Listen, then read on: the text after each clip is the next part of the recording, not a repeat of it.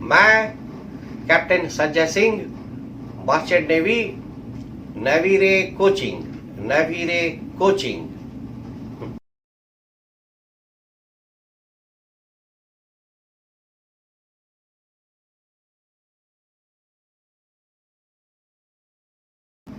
Forest जंगल बाढ़ को बचाता है, रुकता है। Forest prevents flood, forest prevents flooding. तो होता क्या है, बादल से जब जल की बूंदें नीचे धरती की ओर आती है तो काफी स्पीड में आती है। तो ये फॉरेस्ट जिनमें की ट्री होते हैं, प्लांट्स होते हैं, पेड़ होते हैं, वृक्ष होते हैं, यह उसके स्पीड को ब्रेक डाउन करते हैं, कम करते हैं, क्योंकि बारिश की बूंदें इनके ऊपर गिरती है। इनके ऊपर गिरने से क्या होता है, ये जो टहनी है, ब्रांचेस है, स्टेम है, तना है, इनके ऊपर पानी गिर रहा है, तो यहां से फिर उनके साथ वो चिपक कर धीरे धीरे नीचे जमीन की ओर आता है, रिस कर आता है, सीपेज होता है। या फिर जो बारिश की बूंदें पेड़ के पत्तों पर गिरती है तो वहां पर भी वो टकराती है, और टकराने के बाद उसकी स्पीड कम हो जाती है, और पत्तों से वो tip tip tip tip red drops बारिश की बूंदों के रूप में जमीन पर गिरती है, स्पीड कम हो जाता है। अब इसके आगे क्या होता है, तो जमीन पर जब गिरता है तो फॉरेस्ट का जमीन कैसा होता है, ह्यूमस से भरपूर होता है। ह्यूमस क्या होता है, यह डेड एंड डिकेइंग मैटर जो है मिट्टी में मिल जाते हैं, जो सड़े गले पदार्थ या जो मर गए हैं, जो या जो नष्ट हो गए हैं, पेड़ पौधे या जानवर, वही मिट्टी में मिल जाते हैं, तो ह्यूमस बनता है। और ह्यूमस का कैरेक्टर क्या होता है, ह्यूमस जो है एब्जॉर्ब करता है, यह चीजों को सोखता है। क्यों, क्योंकि ह्यूमस जो है जो मिट्टी में मिली हुई है वह अंदर से पोरस होती है, छेद होता है, उसमें जो है जल जो है वो रिस कर वो ह्यूमस में जाता है, मतलब कि मिट्टी की ऊपरी परत पे वो उसको आराम से एब्जॉर्ब कर लेता है, सोख लेता है, सोख करता है। और फिर इसके आगे क्या होता है, उस जो मिट्टी की जो ऊपरी परत है, जो ह्यूमस है, वहां से पानी फिर उससे भी धीरे धीरे रिस कर आस्ते आस्ते जमीन के नीचे चला जाता है, और वहां पर वो भूमिगत जल अंडरग्राउंड वाटर के रूप में वहां पे जमा हो जाता है। तो इससे हम क्या देखते हैं, इससे हम यह देख रहे हैं कि जो रेन की बूंदे हैं, बारिश की जो बूंदे हैं, वह डायरेक्ट जमीन को हिट नहीं कर रही है। अगर डायरेक्ट जमीन को हिट करती तो काफी स्पीड से आती, और एक ही समय में काफी जल आ जाता, और एक ही समय में जब काफी जल आ जाएगा, बारिश आ जाएगा, तो बाढ़ हो जाएगा। तो इस चीज को फॉरेस्ट जो है रोकता है। यह एक नेचुरल बैरियर है, प्राकृतिक जो है रुकावट है, बारिश की बूंदों को स्पीड को कम करता है, और इस कारण से बाढ़ नहीं आता है। जल की बूंद स्पीड से एक ही साथ आएगी तो काफी अमाउंट में वाटर आ जाएगा, और काफी अमाउंट में वाटर आएगा तो क्या होगा, बाढ़ हो जाएगा, फ्लड हो जाएगा। तो इस तरह से जंगल जो है, फॉरेस्ट जो है, पेड़ पौधे जो है, बाढ़ को बचाते हैं। और ये सिर्फ बाढ़ को बचाते ही नहीं है, इनके जो डाल, टहनी, स्टेम, ब्रांचेस और पत्तों के माध्यम से जो पानी की बूंदें टिप टिप कर जमीन पर गिर रही है, और वो ह्यूमस में जाकर के वहां से फिर धीरे धीरे नीचे जा रही है, तो ये अंडरग्राउंड वाटर का लेवल भी मेंटेन करते हैं, भूमिगत जल पानी को भी बनाए रखते हैं, अंडरग्राउंड वाटर लेवल को भी मेंटेन करते हैं। तो फॉरेस्ट इस तरह से जो है बाढ़ को बचाता है। तो फॉरेस्ट बाढ़ को बचाने के साथ साथ यह भूमिगत जल को भी बनाए रखता है। तो हाउ ब्यूटीफुल इज दिस, कितनी सुंदर बात है, प्रकृति ने कितना अच्छा इंतजाम करके रखा है।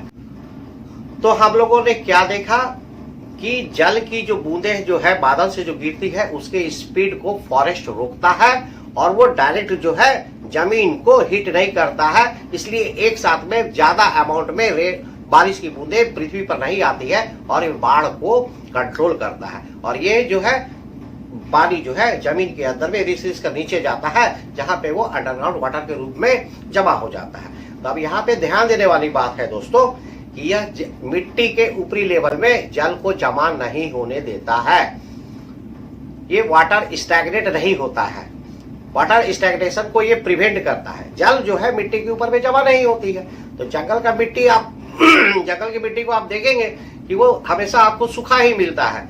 इसी अगर ये शहर में इस तरह से इतना पानी गिर जाए, जो कि कंक्रीट होता है, रोड होता है, प्लास्टर होता है, तो वहां पर तो पानी जो है रिस कर नीचे नहीं जा पाती है। इसलिए क्या होता है, शहरों में, टाउन में क्या होता है, पानी जो है जमा हो जाता है। तो बारिश होती है तो देखिए शहरों में पानी भर जाता है, लबालब, झमाझम, और सारी सिस्टम जो है अस्त व्यस्त हो जाता है। मगर फॉरेस्ट में ऐसा नहीं होता है। फॉरेस्ट पे जल का जमाव नहीं होता है, water do not stagnate there, है ना। तो लेबर जो सॉइल जो है वो ड्राई ही रहता है, ड्राई मतलब सूखा नहीं रहेगा, सूखा नहीं मगर पानी जो है वहां जमा नहीं रहेगा। तो इसलिए आपको जंगल में असुविधा नहीं होगी, चाहे कितनी भी बारिश हो जाए।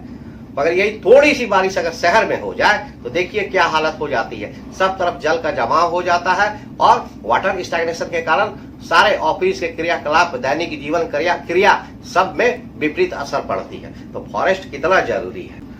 तब यहीं पर इससे आगे देखते हैं कि इस तरह से फॉरेस्ट जो है ना सिर्फ बाढ़ को, फ्लड को प्रिवेंट करता है, बल्कि अंडरग्राउंड वाटर का स्टोरेज के रूप में भी काम करता है, बल्कि यह जो है स्टैग्नेशन, वाटर के जमा होने को भी रोकता है।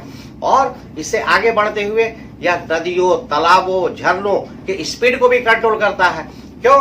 क्योंकि अगर ये मिट्टी के अंदर में ये पानी जो है रिस कर रही जाएगी तो नदियों में पानी का लेवल बढ़ जाएगा, झरनों में पानी का लेवल बढ़ जाएगा, तालाब में पानी का लेवल बढ़ जाएगा, जो कि एक गंभीर स्थिति को उत्पन्न करेगी। तो फॉरेस्ट जो है बाढ़ को तो रोकता ही है, मिट्टी अंडरग्राउंड वाटर लेवल को तो मेंटेन करता ही है, पानी के जमाव को तो रोकता ही है, साथ साथ ये झरनों, नदी, तालाबों के पानी के स्ट्रीम के बहाव को भी कंट्रोल करता है। देखिए कितना सारा चीज एक साथ हो रहा है ना।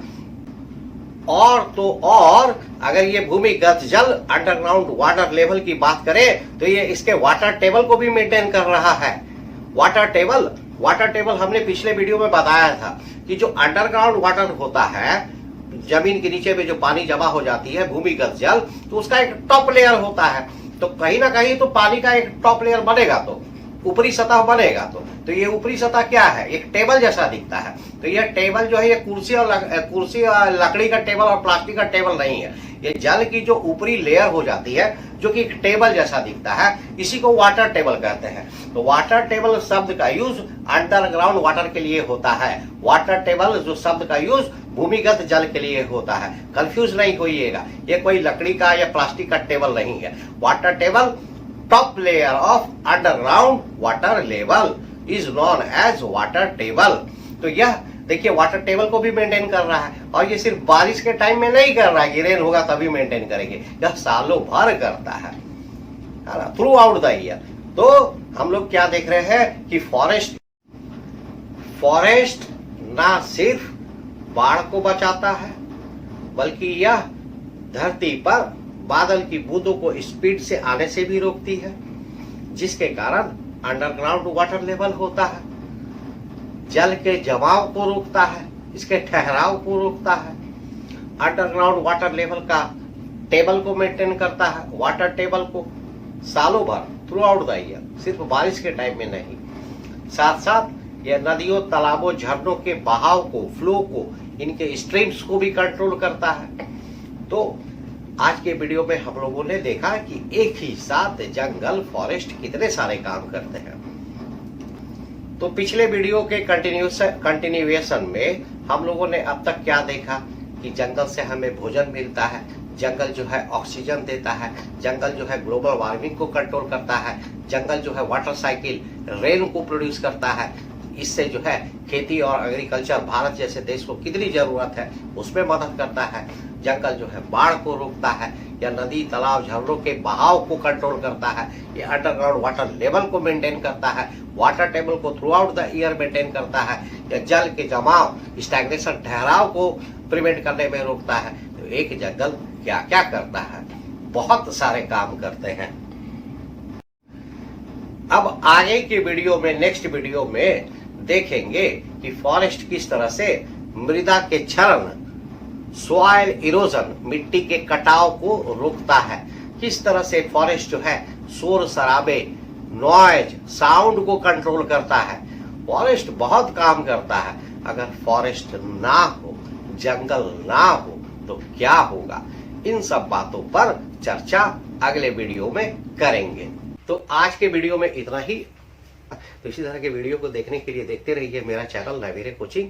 मैं captain Sanjay Singh, merchant navy, navy रे कोचिंग। देखते रहिए। जल्दी ही मिलते हैं आपसे, जल्द मिलते हैं।